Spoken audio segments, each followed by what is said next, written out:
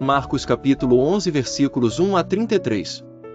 E, logo que se aproximaram de Jerusalém, de Betfagé e de Betânia, junto do Monte das Oliveiras, enviou 2 dos seus discípulos.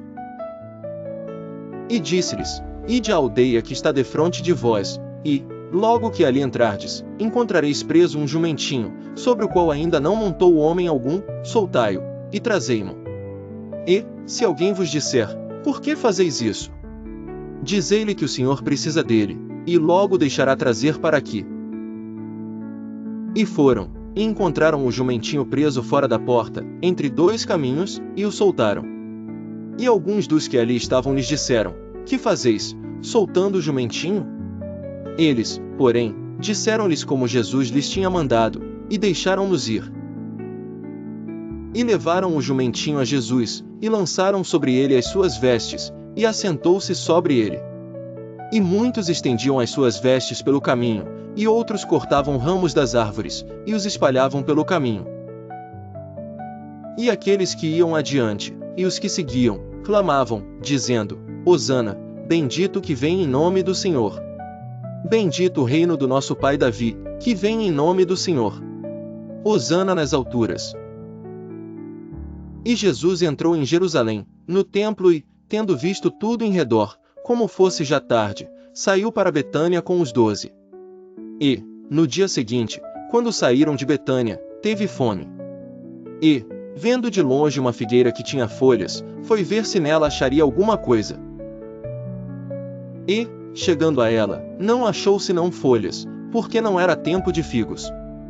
E Jesus, falando, disse-lhe: Nunca mais coma alguém fruto de ti, para sempre. E os seus discípulos ouviram isto.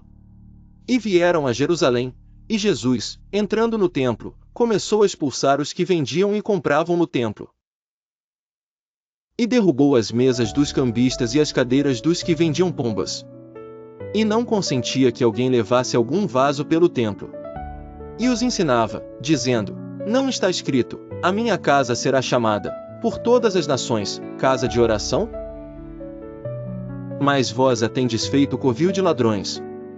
E os escribas e principais sacerdotes, tendo ouvido isto, buscavam ocasião para o matar, pois eles o temiam, porque toda a multidão estava admirada acerca da sua doutrina. E, sendo já tarde, saiu para fora da cidade. E eles, passando pela manhã, viram que a figueira se tinha secado desde as raízes. E Pedro, lembrando-se, disse-lhe: Mestre, eis que a figueira, que tu amaldiçoaste, se secou.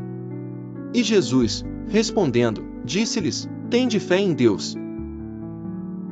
Porque em verdade vos digo que qualquer que disser a este monte: Ergue-te e lança-te no mar, e não duvidar em seu coração, mas crer que se fará aquilo que diz, tudo o que disser lhe será feito. Por isso vos digo que todas as coisas que pedirdes, orando, crede receber, e tê-las-eis.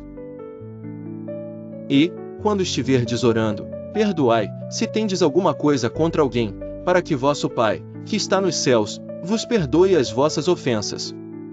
Mas, se vós não perdoardes, também vosso Pai, que está nos céus, vos não perdoará as vossas ofensas.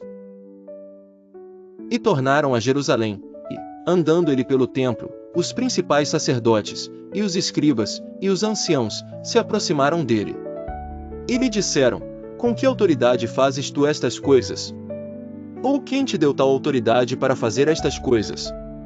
Mas Jesus, respondendo, disse-lhes: Também eu vos perguntarei uma coisa, e respondei-me, e então vos direi com que autoridade faço estas coisas. O batismo de João era do céu ou dos homens? Respondei-me. E eles arrazoavam entre si, dizendo: Se dissermos, do céu, ele nos dirá: Então por que o não crestes? Se, porém, dissermos, dos homens, tememos o povo.